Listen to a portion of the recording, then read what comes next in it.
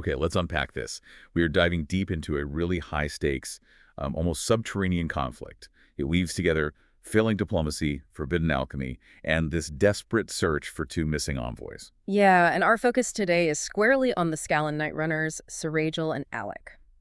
We're tracking their journey basically from political exile in Rimini Right. all the way into the specialized Plenimaran prison and then uncovering this frankly terrifying new weapon their blood actually helped create. It's quite a story. Yeah. And it doesn't really begin with a grand quest, does it? It's more like Yeah, a forced mandate? exactly. The sources make it crystal clear. Scala, the kingdom, is under immense pressure. You've got the external pressure from this grinding war with Plenimar. It's dragging on. And then internally, you have the paranoia of Queen Foria. So she sends Seregil and Alec off to Arenan, specifically to Gedra and then Buckthersa. The mission being? Officially, recall Princess Clea back into service as a field commander. Sounds necessary given the war. But it was essentially a highly calculated trap, a setup. And that calculation is so key here. This wasn't just about, shuffling commanders around. The sources emphasize this was designed as a loyalty test. Absolutely. Foria needed to know if Clea would obey, if she'd come when called. And maybe even more importantly, she needed to push two of her most effective political irritants. Seregil and Alec. Seregil and Alec far, far away from the capital, from the center of power. It's that political maneuvering that really seeds the danger, isn't it? Yeah. Tell us more about Foria. Well, Queen Foria, she's childless, which is a big deal for succession. She's deeply insecure and incredibly suspicious of her half-sister, Clea. Who is popular. Very popular. A proven commander, a potential rival heir. Plus, Foria has this general distrust of magic, and specifically anyone who was close to the late, very powerful wizard Nysander. Like Seregil and Alec. Or like Seregil and Alec, and like Clea's advisor, Thero. So she's relying heavily on her viceregent brother, Corathan, and that reliance, as we'll see, really contributes to this whole policy failure. I want to pause on that, though. If Seregil and Alec were, as the sources put it, ostracized and unwanted, just doing minor jobs for nobles, feeling restless, why not just banish them? That's a good question. Why risk using them for such a sensitive mission, knowing how loyal they are to Clea, the very person she suspects? Seems risky. It does, but you have to try and get inside Foria's political thinking. Exile. Well, exile can create martyrs, right? People might rally around them. Oh, okay. A dangerous diplomatic mission across contested territory. If they disappear, well, that's politically much cleaner, less blowback. So she was maybe counting on something going wrong. Or at least accepting the risk. She probably assumed two things. One, their deep bond with Clea meant they would deliver the recall order, fulfilling the immediate military need. Okay. And two, their history, particularly Seregil's guilt over that awful Cockerel Inn massacre. It made them seem compliant, maybe desperate for any scrap of royal favor. She didn't see them as heroes. No, she saw them as liabilities, useful tools perhaps, but ultimately disposable. So they were basically walking into a disaster from the start. Pretty much. And the disaster, as the sources detail it, was incredibly swift. The mission failed almost instantaneously. Which suggests, what? Not just a random attack. Definitely not random. The evidence points to a highly targeted operation aimed directly at Alec. Specifically at his unique and, as it turns out, uniquely dangerous bloodline. Okay, let's zoom in on Rimini, the capital, just before they leave. What was the mood? The psychological state of the city under this constant war? Exhausted. Utterly exhausted. The war against Plenimar wasn't some, noble crusade. The sources call it a grinding on stalemate. You could feel it in the streets. Oh yeah, constantly. Criers shouting out the latest losses, carts carrying funeral urns leaving the city every day, crippled soldiers begging, and real shortages. Metal, horses, even meat. It was grim. And that kind of demoralizing environment. Yeah. How did that play into Foria's internal politics? It meant her focus should have been on uniting the kingdom against the external threat. Instead, this prolonged stress seemed to fuel her insecurity, pushing her towards internal purges, focusing on perceived enemies within. Like Princess Clea. Exactly. Clea, daughter of the beloved Idriline, a skilled commander in her own right. She was a threat just by existing and being competent and popular. So Foria couldn't stand Clea's success. Or her loyal followers. Precisely. Her policy had been to sideline Clea, banish her trusted people, like the wizard Thero.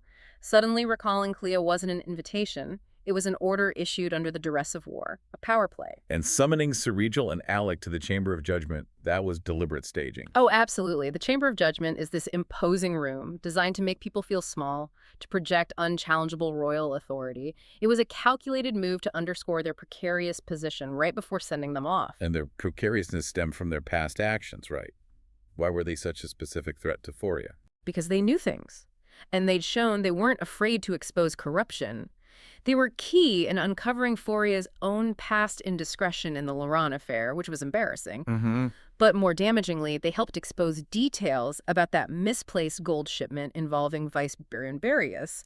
They represented a kind of moral compass in a very cynical court. And their friendship with Clea just doubled the threat level in Foria's eyes. Yeah, exactly. So this journey to Aranin was meant to neutralize that risk, get them out of the picture one way or another. Okay, let's talk about the tools for this mission. The official message wands. What was their purpose? Right, the official ones. There were 3 small sticks made by the senior wizard, Magiana. They were for Foria's brother, Corathon. Simple magic, reliable, designed so non-wizards could use them. What did they signify?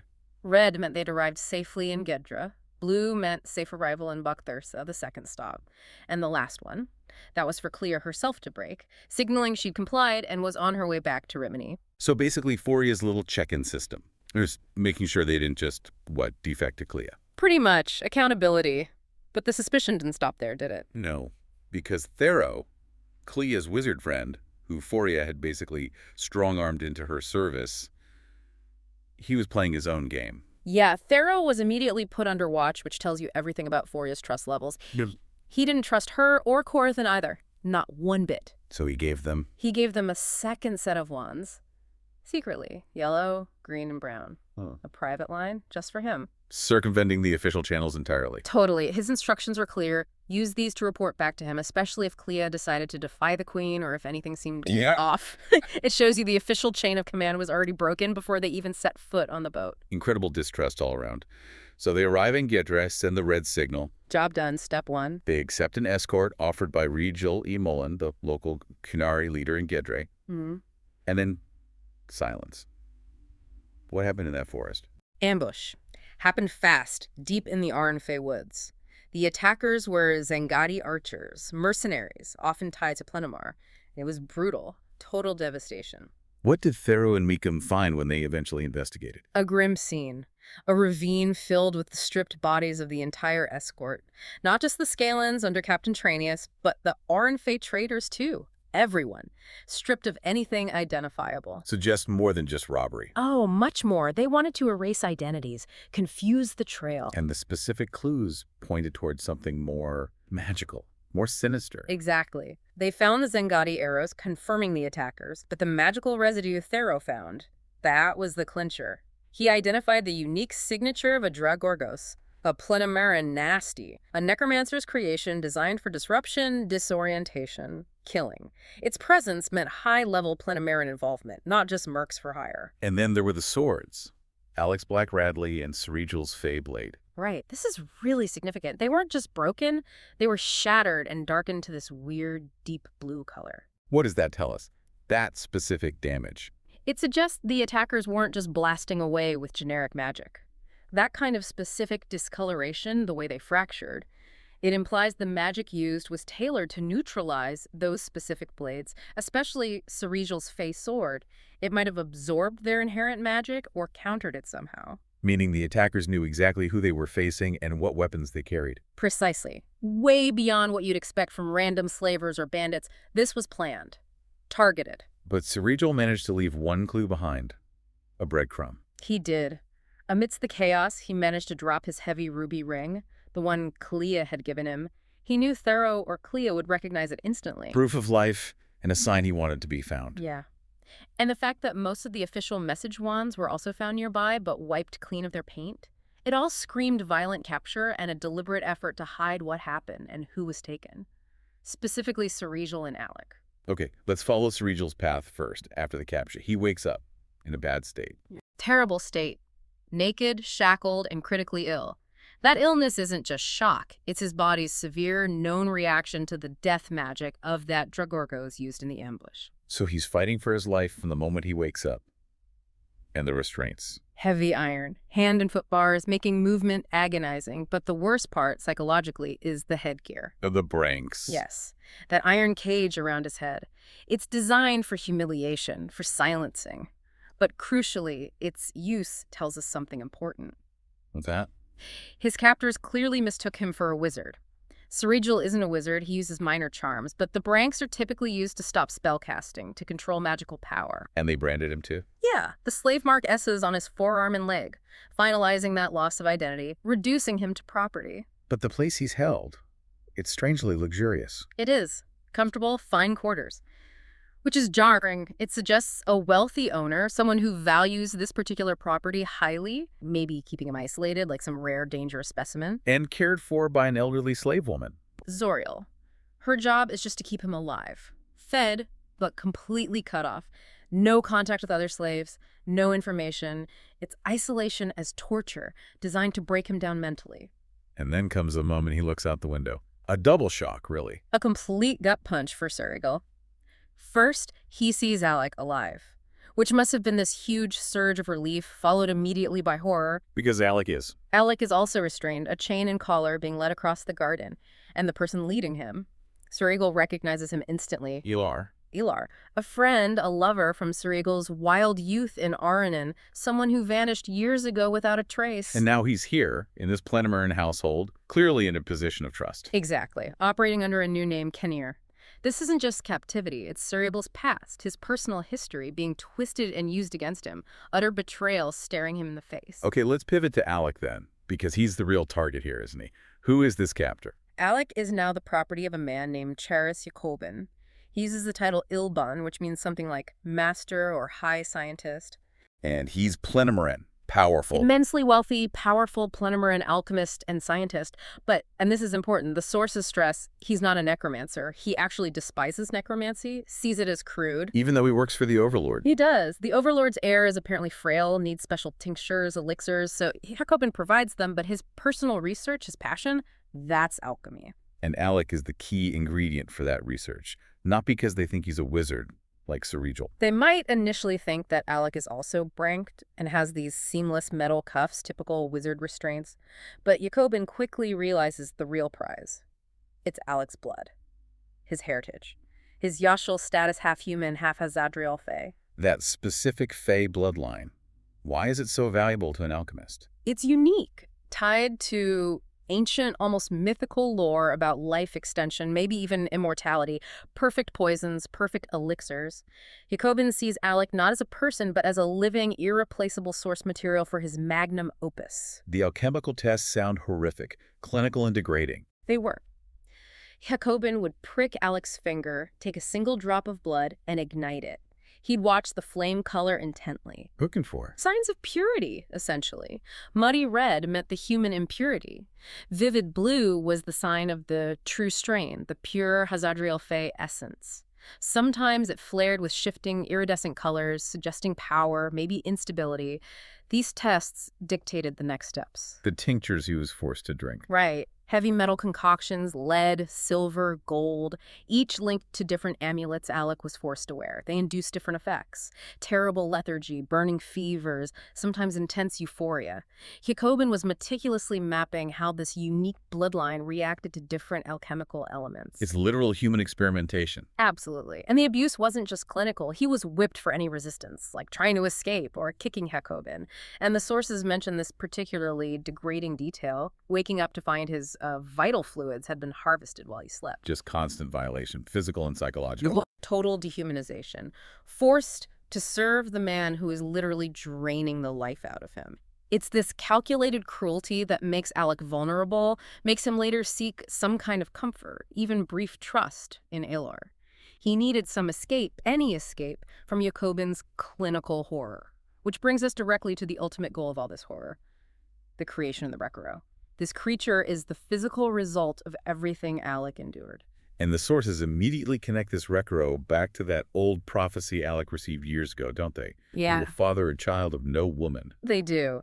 It's chilling how Yhakobin's cold scientific process inadvertently fulfills this mystical prophecy. The Recaro isn't born, the sources say it's literally grown in the earth. Grown? How? It requires Alec's unique Hazadriel Fae blood essence, combined with Yhakobin's very complex, probably mechanical alchemical process. It's the complete opposite of natural birth. And Alec had to watch this. He was forced to observe, including the failure of the first attempt. Yhakobin apparently destroyed it quite gruesomely with a golden tap and a mallet. Shows his ruthless pursuit of perfection. But the second attempt worked. Sebron, what was he like? Visually distinct, silvery white hair, these luminous eyes, but deeply unnatural. The creature lacks basic human markers. No genitals, no navel. Anything else? Yhakobin was apparently concerned, even disappointed, that the Recaro didn't have wings. This suggests he wasn't just creating a creature, he was trying to replicate a specific, perhaps ancient form of the Hazadriel Fae, maybe one associated with greater power. And the connection between Sebron and Alec was immediate and intense. Profound and disturbing. Sebron subsists entirely on Alec's blood. He suckles it directly from Alec's fingertip like an infant. This creates this immediate, inescapable bond. The product of torture becomes undeniably Alec's child. That dependency is staggering. And then Sebron reveals these completely unexpected powers. Healing first. Yes, the healing is tied directly to Alec's blood, amplified somehow by the alchemy. If you put a drop of Alec's blood into water using a specific horn spoon, the sources note it transforms into these little flowers, dark blue or white blue. And these flowers heal. Instantly. Placed on a wound or even eaten, they provide immediate restoration. It's the inherent restorative power of Alec's lineage, weaponized, or rather, toolized. And the second power, the destructive one. The lethal song, we'll get to that. It's something Yhakobin clearly didn't anticipate or control. Okay, but circling back to Elar Kinnear, he was offering Alec these small comforts, tea, reassurance, acting like a friend. Why did Alec fall for it, even temporarily? Desperation, probably. In that utterly dehumanized hell, Elar offered a sliver of human connection. Someone who knew Seregil, someone from the past. Alec desperately needed an ally, or even the illusion of one. But it was all an act. A complete betrayal. Elar admitted it later. His loyalty wasn't to Alec or Seregil, it was to Yhakobin, his master. Yhakobin had ransomed him from years of brutal slavery elsewhere. So Elar chose security over loyalty. He did. The sources paint him as incredibly broken, bitter. He even suggests to Alec that he was gelded during his previous enslavement, a profound trauma that destroyed his sense of self. His primary drive was safety, status within Yhakobin's household, whatever the cost. And resentment towards Seregil fueled that. Deeply. A festering jealousy and hatred going way back to their youth in Aranan. He saw Seregil as having had it easier, maybe resented his freedom, his survival skills. It's a really tragic, complex motivation. While all this horror is unfolding inside Yhakobin's mansion, the search is on outside. Thero and Meekum Kavish, the Watcher. Right. They have to move fast and secretly. Magiana helps them with a risky translocation spell. Basically magical teleportation, but crude and dangerous to jump them straight to Gedra. Bypassing the long sea journey? Exactly. Once there, Thero uses a powerful and also dangerous tracking spell he learned from Nysander. It's called Rethanoi. Which means? Blood calling to blood. It's specifically for tracking perpetrators linked to death magic, like the kind used in the ambush. And they needed a physical link to the attackers. Yes. The breakthrough came when they found that single Plenimaran tooth left at the massacre site. Gross, but crucial. How did that help? Thero used the tooth with the Rethanoi spell to magically pinpoint the location of the Zengati slaver involved, a guy named Notice. They tracked him to a tavern in Veres. Veres. That's significant, isn't it? That's Ulani Satil's territory. Highly significant. And this is where Meekum shines. He uses his particular skill set, what the sources call drunk talk. Basically getting intel from people while pretending to be just another drunk patron. What did he get out of Notice? 3 critical pieces of information that blew the whole conspiracy wide open. First, Notice confirmed the cargo, separated captives, cuffed, branked, identified as wizards, and taken specifically to Riga, a city in Plenimaran. Okay, confirming their destination. Second, he confirmed the cargo was considered extremely high value, specialized, not just random captives. And third, the smoking gun. The payment. Notice revealed the payment for the job came from an outside party, not directly from Plenimaran, and it was paid in Veres stamped gold. Veres gold. Meaning Kunari Ulan Isatil, the leader of the Veres clan in Arnon, was directly involved. He, or his clan, paid Zingadi mercenaries, likely working with Plenimaran, to kidnap Scalan envoys who were guests of his rival, Riagil Imolan, in Gidre. Wow. That's huge. Internal betrayal at the highest levels of Arnon. It's monumental. This isn't just Plenimaran attacking Scala. This is an Arnfey clan actively collaborating with Plenimaran against Scala and against other Arnfey clans, all for trade benefits and political gain. The enemy isn't just at the gates, they're inside, working with the hosts. Okay, so back inside the mansion. Seregil knows Alec is alive. He knows Uller betrayed him. This seems to galvanize him. He starts planning the escape, and he gets help. Unexpected help, yes. From Rania. She's a slave from the Kotme clan, serving as a nursemaid in the household. She sees a chance for her own freedom, too. What does she provide? Crucial tools. A small key she managed to steal from Yhakobin's own ring, and Seregil's weapons. Alec's boot dagger and Seregil's poniard, which Yhakobin had foolishly kept as trophies. So he's armed again. Yeah. Then what? Rania also helps by dealing with a guard, using one of Yhakobin's own poisons, apparently. Seregil takes advantage, slips out of his room, and uses all his Nightrunner skills to evade immediate detection, melting into the shadows of the mansion's attic. He needs to get to Alec and find a way out. Does Ilor play a role here? He does. Seregil and Alec find him and promise him safety if he helps them escape, whether they mean it or not. Well, Ilor, likely terrified, reveals a secret underground passage. Starts right beneath Yhakobin's workshop. Their way out. But then Alec throws a wrench in the works. A huge one. The biggest possible complication. Alec refuses point-blank to leave without Sebron. Why? I mean, the creature is dangerous, a product of his torture. Because in Alec's mind, Sebron is his child. He argues, probably correctly, that the Rekaro is entirely dependent on his blood and would starve and die if left behind. So Seregil, the ultimate pragmatist, is forced to accept this magical, unpredictable creature as part of the escape plan, moments before they run. He has no choice, really. He sees the depth of Alec's conviction. He puts Sebron into a makeshift sling, and they also have to bring Ilar, the traitor, along, presumably to keep him quiet about the passage. Talk about baggage. They barely make it into the passage before Yhakobin realizes they're gone. Yeah, Yhakobin, his slave takers, and importantly the necromancer who is likely involved in the capture, track them down quickly. They're forced out of the passage, have to make a stand. It's fight or be recaptured. And recapture means? Death, or back to the laboratory table for Alec. Probably worse this time. So they fight. Seregil tries his dog calming spell. His classic Sora Thalasi on the mastiffs they brought. It's minor magic, almost comical in this situation, but it works just enough to distract the dogs, buy them a few vital seconds. Yeah. But the humans are closing in, arrows flying. Seregil gets hit. Where? Badly. Thigh and shoulder, painful, but probably not fatal immediately. But then Alec is hit squarely in the chest. A volley of arrows, looks instantly fatal. Seregil sees him go down. And this triggers Sebron. This is the moment the Rekaro's second power manifests. Seeing Alec fall, Sebron from the sling begins to sing. Not a normal song. The sources describe it as this high-pitched, resonant sound, pure energy. And the effect. Instantaneous death for all their pursuers.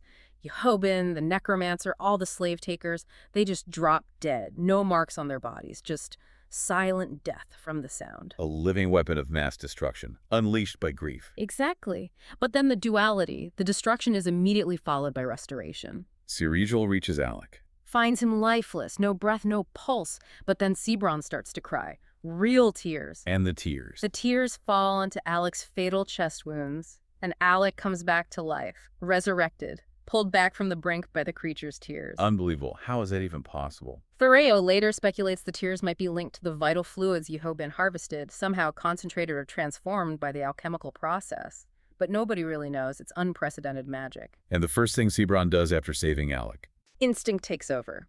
It immediately seeks nourishment, latching onto Alec's throat to suckle blood, reaffirming that absolute life-or-death dependency. Just chaos. Death, resurrection, dependency. And that's when Makam and Sero finally arrive. How did they find them? Thero's magic, the Rethanoi, was still active. Perhaps he sensed Alec's spirit flicker, that moment between life and death. They arrived to find Seregil and Alec alive, barely, surrounded by the miraculously dead bodies of Yhakobin's team. What's the immediate crisis for Thero and Yhakobin? Keeping Seregil and Alec alive, they're both critically weak, bleeding, and they realize Sebron is the key. They immediately start using his healing flowers, the ones made from Alec's blood, to stabilize them. Sebron becomes their unwilling, essential field medic for the journey back. This creates a massive ethical and political problem, doesn't it? Oh, enormous. They have this creature that can kill dozens instantly with a sound and resurrect the dead with its tears. It's a healer, a weapon, and Alec's child, all in one unstable package. Does Alec show he can control it at all? He does, to some extent. On the journey back, he uses Sebron to heal a child, Teal, the daughter of a freed Orenfe slave they encounter. And he even uses the flowers to heal Alar's lip, which must have been galling. So, yes, controllable for healing. But the destructive power? That remains terrifyingly unpredictable, and Thero sees the political danger immediately. If Queen Foria ever found out about this wizard-adjacent, unnaturally powerful creature... We'd want it destroyed. Yeah. Or worse, controlled by her. Exactly. So Thero lays down the law. Foria must never know Sebron exists. They have to get him to the senior wizards they can trust, Magyana and Clea, for assessment. Keep it completely off the official books. So the group, carrying this incredibly dangerous secret, finally makes it back to Gedra, to sanctuary at Riagshel Imolan's clan house. Safe for the moment. Safe, but yeah, profoundly changed. The immediate future is about healing, physical and psychological. Seregil and Alec's bond has been tested by fire, by death itself, and it's stronger than ever. And Sebron, what's his status? Stable, but still a complete enigma. Magyana examines him, and her findings are, well, unsettling. She says his aura is unlike anything she's ever encountered. She detects a hint of another form within him. Another form? Meaning what?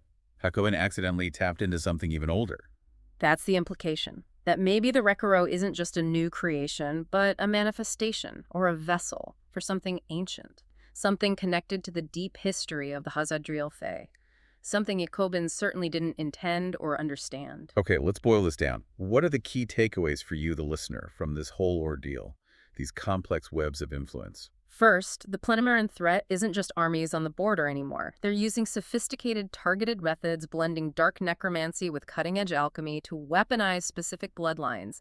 They're hunting power at a genetic level. And second, the internal threat might be just as dangerous. Maybe more so. The conspiracy reached right into the heart of Aranan politics. Ulani Satil and the Vires clan actively helped Plenimar kidnap allies, destabilize rivals, all for political gain and trade.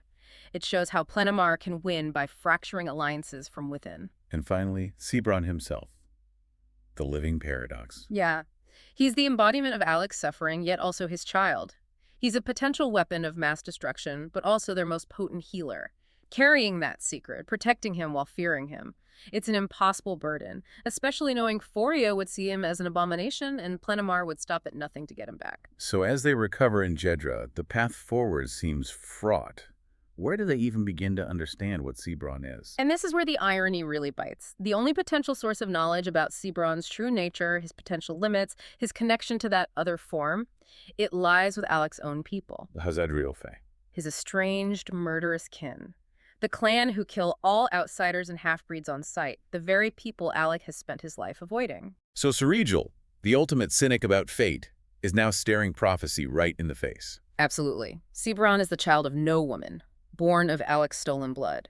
And Alec's heritage, the thing that made him a target, is now the only key to understanding the creature he needs to protect. They escaped Yhakobin's lab, only to find that the next step requires walking towards an even older, perhaps deadlier threat. That's the brutal reality. The pursuit for Sebron, and by extension for Alec, isn't over. It's just shifted focus. So the final provocative thought we leave you with is this. They possess a creature that is both savior and weapon.